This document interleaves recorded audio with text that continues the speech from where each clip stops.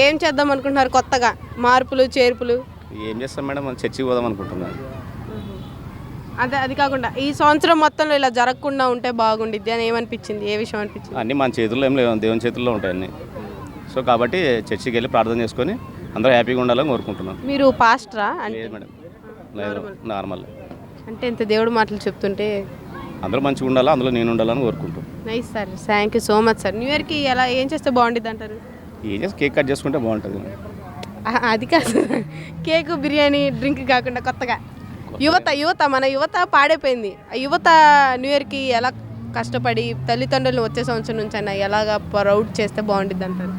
ఏం లేదు మేడం, తల్లిదండ్రుల మాట వినాలా, ప్లస్ వాళ్ళ స్టాండ్ నిలబడి వాళ్ళు ఉద్యోగాలు ఏదైనా సంపాదించుకోవాలని నా కోరిక. గవర్నమెంట్ ఉద్యోగాలు కానీ ఏమన్నా కానీ కష్టపడాలా, కష్టపడి నోటిఫికేషన్ ప్రిపేర్ కండి.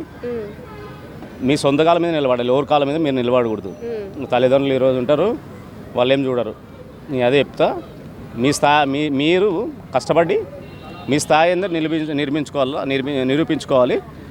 చిల్లరగా చేసుకోకుండా హ్యాపీగా ఉండాలా, అందరూ మంచిగా ఉండాలని కోరుకుంటున్నాను. సార్ ఓకే సార్, అయితే ఇప్పుడు కృష్ణకాంత్ పార్క్కి చాలామంది యువత వస్తున్నారు జంటలుగా, అదిగా దాని మీద మీ ఒపీనియన్ ఏంటంటే? మీకు అనిపిస్తుంది కదా, ఏంటి పిల్లలు ఇలాగ అయిపోతున్నారు అని మీరు ఏమనుకుంటారు? దాన్నే మేడం ఏమంటారు, దాన్ని ఆకర్షణ. మేము కూడా అప్పుడే ఇంటర్లో ఆ టైంలో ఆకర్షణలో ఉన్నాంలే. అంటే అది కంపల్సరీ ఆ ఏజ్ అట్లా ఉంటుంది కాబట్టి మంచి చదువుకోవాలా, మంచి ఉద్యోగాలు సంపాదించుకోవాలని నేను చెప్పగలను. Thank you sir, thank you so much.